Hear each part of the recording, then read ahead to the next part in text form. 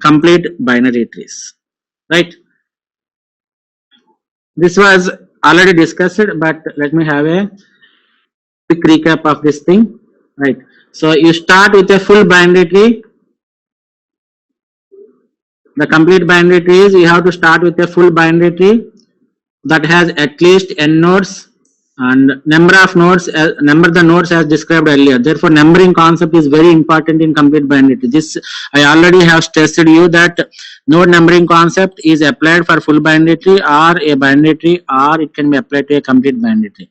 But node numbering is important in case of complete binary tree. That's what he is giving, right? Number the nodes. After considering the full binary tree, you number the nodes as described earlier, right? Next, the third point is saying that the binary tree defined by the node numbered 1 through n is n node complete binary tree.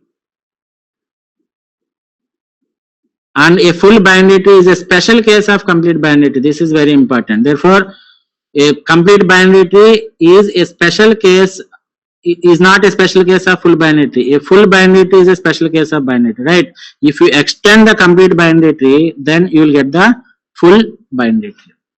So the reverse cannot be true. That is, the complete binary tree cannot be a full binary tree, but a full binary tree can be a complete binary tree. So this is the difference between a complete binary tree and a full binary tree. Here you can observe the difference. This is an example for complete binary tree and this is the example for full binary tree, right? So we have this complete binary tree, we have 9 nodes, and if you want to include a node number 10, another node you have to include. Where you have to include? As I told that whenever you want to fill the incomplete level, the filling of the incomplete level should always start with the leftmost node only.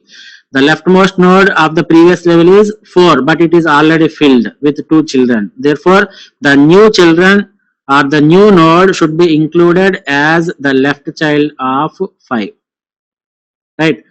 You include one more node. Therefore, the 5 is already having the left child. Therefore, you have to include it. The leftmost part is nothing but the right part of 5. One more thing, 12. 5 is already filled. Therefore, you have to include 12 as left child of this 6. Similarly, 13. Similarly, 14 and 15. So this is nothing but a full binary tree, right? This is the difference between a complete binary tree and a full binary tree. A full binary tree is a special case of complete binary tree, but the reverse is not true. That is, a complete binary tree cannot be a full binary tree. Now, to clear that, let me tell you this thing, right? Can you treat this full binary tree as a complete binary tree? Yes, you can treat it, right? Why? Because if you want to fill another level, then you have to start from the leftmost children of the previous level. That's a different case. But right now it is satisfying the property that the internal node should have 2 children, and while filling it, you have filled it following the leftmost concept, right? So the leftmost node is given a node number 8, and then the right child of 4 is given a node number of 9, and then you have incremented in this order. Therefore, you can observe that it is following the left to right concept, right? If you follow this left to right, then it comes under the category of complete binary tree. Therefore, this binary tree is complete and it is also full. But this is complete binary tree, but not full. Full in the sense proper.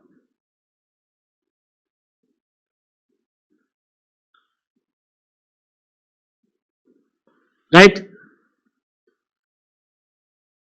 So here you can observe that there is a full binary tree that is given, which consists of 15 nodes. That is full binary tree or proper binary tree.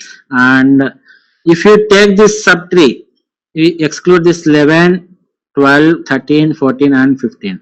So up to this part we have, or we can treat it as complete binary tree. So I think you have got complete idea on a complete binary tree and a full binary tree. and you may have some good idea on the node numbering concept, right?